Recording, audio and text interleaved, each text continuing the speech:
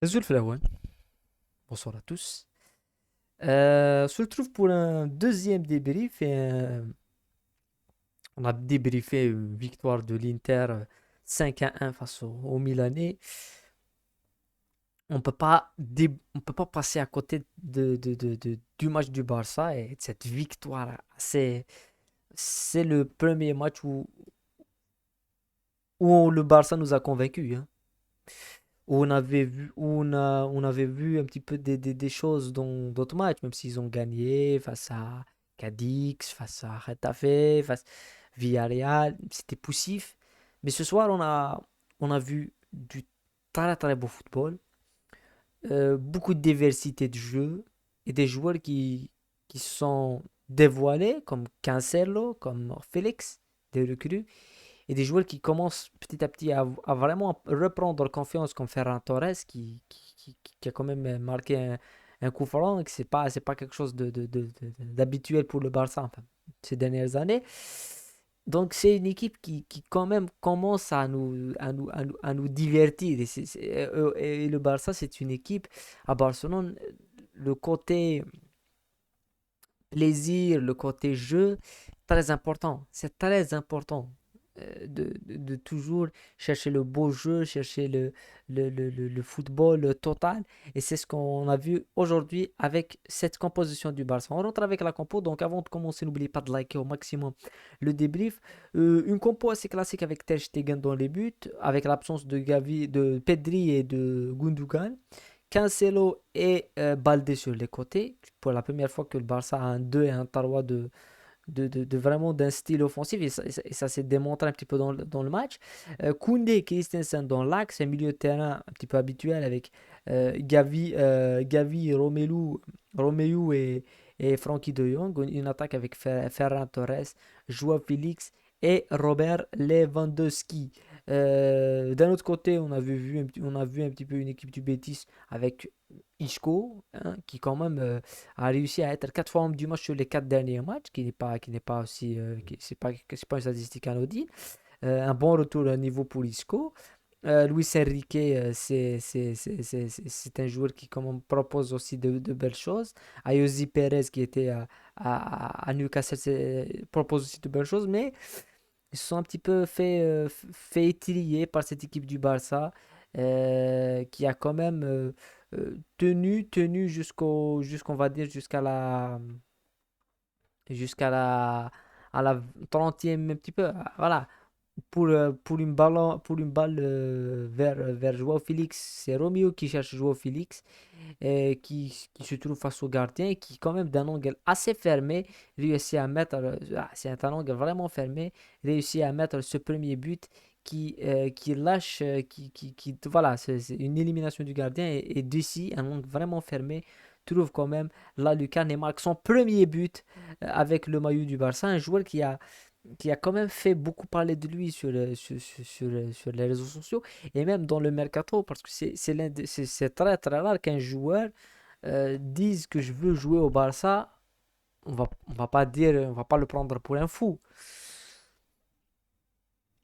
C'est vrai qu'il y avait certainement un contact du joueur et du club du Barça. Mais tellement ce n'était pas vraiment quelque chose qui était annoncé du Barça, le fait que lui déclare à travers Fabrizio Romano, c'est-à-dire que c'est Fabrizio Romano qui relaie ce que veut dire Joao Félix, c'est à- et c'est ça à démontrer un petit peu le rôle aussi que jouent certains journalistes dans le marché des transferts. Certains journalistes qui ont des informations tout le temps, qui ont des meilleures offres de transfert et tout. Ils travaillent avec les clubs et c'est pas anodin, c'est pas quelque chose qui est voilà, ils ont des contacts avec des clubs, les clubs travaillent avec eux, les joueurs travaillent avec eux. Et là, il ouvre un petit peu le bal. Il est déjà rentré dans le dernier match face à Osasuna. Et là, il ouvre le ballon titulaire. Je l'ai vu très intéressant. Il m'a vraiment intéressé ce que fait Joao. Euh, Dans le jeu, dans ce jeu de transition rapide, c'est quelqu'un qui va ramener justement cette vitesse. Après, ça reste qu'un match, il faut qu'il confirme dans les matchs qui vont venir. Euh, une équipe du Barça qui a été vraiment, vraiment dominatrice dans toutes les facettes du jeu. On n'a pas vu une équipe on va pas dire, on n'a pas vu beaucoup de choses de la part de cette équipe du Betis. Mais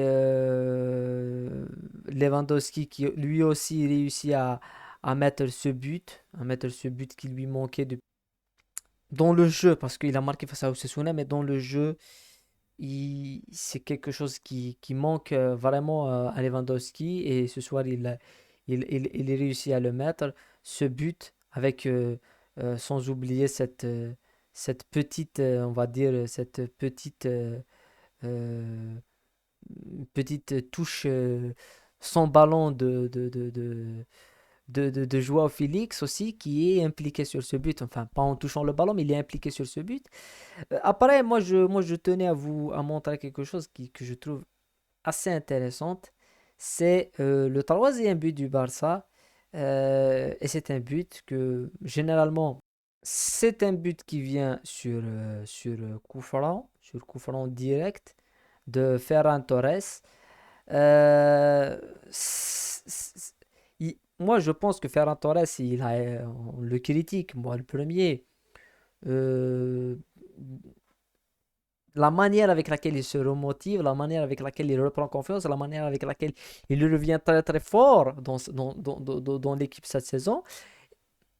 Et il y a quoi de mieux et de meilleur pour reprendre confiance que de marquer un coup franc à Barcelone? Je pense qu'il n'y a pas mieux.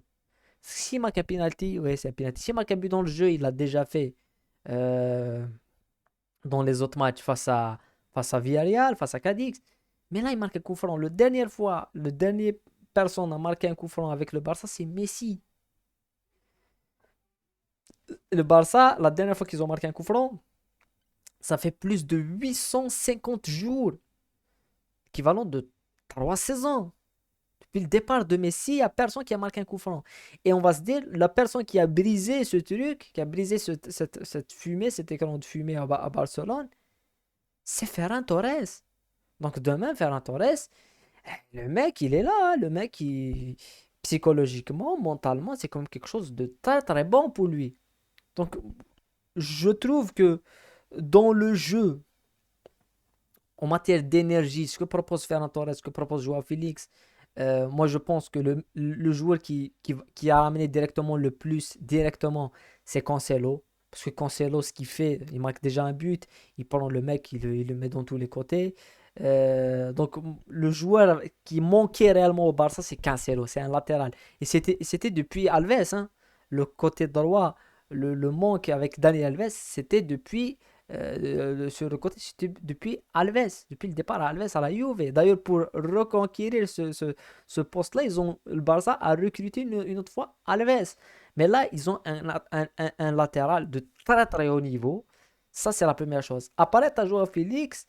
Tu sais qu'il est pétri de qualité, que techniquement, j'en ai parlé l'année passée, il était à Chelsea. Il était impressionnant, mais il marquait pas beaucoup de buts. Là, il marque, il est dans le jeu, mais c'est quand même un joueur qui, dans les grands matchs, passe un petit peu à côté. Ça, il faut le dire. C'est qu'on on doit l'attendre face à Atlético Madrid, ça c'est un choc. On doit l'attendre face à Séville, on doit l'attendre face au Real Madrid, on l'attend dans le Champions League. C'est ça le plus intéressant. Et c'est la même chose avec Ferran Torres. Au-delà de ça, le Barça, on le voit et on le confirme, a réussi son mercato, mais de très très loin. C'est un mercato vraiment réussi, mais je m'attendais vraiment pas à voir ça, hein. C'est-à-dire que Félix, Cancelo, ça c'est vraiment une réussite du mercato. Et au-delà de ça, tu as des joueurs qui étaient au placard, qui sont partis parce qu'ils n'avaient pas la même attitude, la bonne attitude qu'en Fatih. Et tu as d'un autre côté des joueurs qui étaient au placard et ils n'avaient pas le même niveau. Et maintenant, ils reviennent très fort. On parle de Ferran Torres.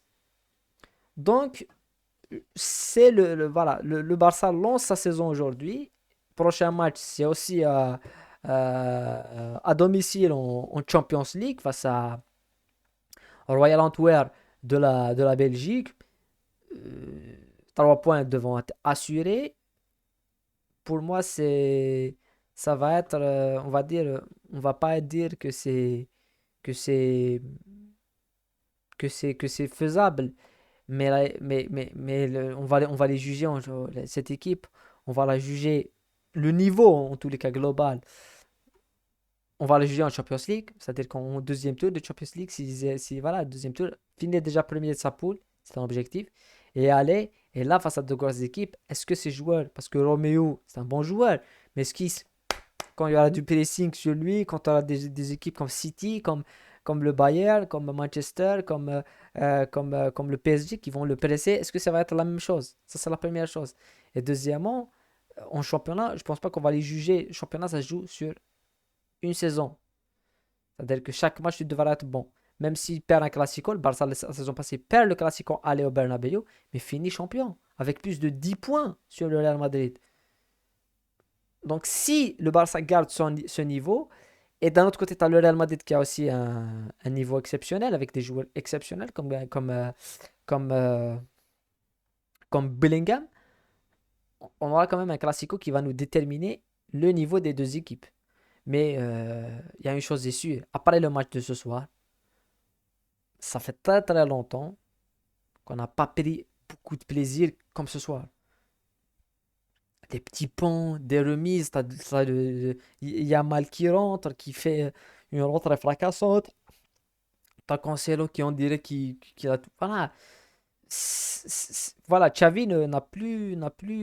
Et là, on parle d'une équipe qui joue extrêmement bien au football, avec laquelle il manque Pedri, qui est le moteur du milieu de terrain, et Araujo en défense centrale. Imaginez-vous cette équipe avec Araujo et Pedri. Ça serait autre chose. Ça serait autre chose. Déjà là, on apprécie le spectacle. Ça va être phénoménal. Voilà. Voilà. En tous les cas, demain, on va débriefer le Real Madrid, hein. Et on sera là jusqu'au Classico parce que ça risque d'être un très très beau Classico. Voilà. Moi, je trouve la chose qui me dérange un petit peu, c'est que oui, le niveau du championnat espagnol a baissé drastiquement, hein, parce que j'ai vu euh, Vallecano, Alaves, même Atlético Madrid, Valence, aujourd'hui 3-0. Le niveau a vraiment baissé, chuté et tout. Mais les deux équipes pôles phares du championnat espagnol, qui sont le Real Madrid et Barcelone, eux, ils ont fait de très très bons mercato. Et ils ont toujours les grands noms et ils ont des joueurs de très très haut niveau. Donc, jusqu'à preuve du contraire, oui, avant, la Liga était beaucoup plus puissante. Quand tu avais Espanyol, Séville, Betis, Sociedad, Atlético Madrid, c'est des équipes qui faisaient quand même des gros matchs. Là, on sent que ça baisse, mais Barça et Real Madrid sont aussi supérieurs à ces équipes. C'est quand même toujours le paradoxe avec la Liga. Et donc, on va attendre ces équipes, la Liga, les équipes de la Liga comme le Barça et comme le Real Madrid en Champions League. Voilà, comme d'habitude. Surtout le Barça, parce que le Real Madrid, on est habitué en Champions League. Mais le Barça, voilà. En tous les cas, c'était tout ce que je voulais dire par rapport à ce match. On se retrouve dans d'autres débriefs, dans d'autres analyses. Bien sûr, comme d'habitude, demain, débrief Liga, Real Madrid, Real Sociedad. Prenez soin de vous et la paix sur vous. Ciao.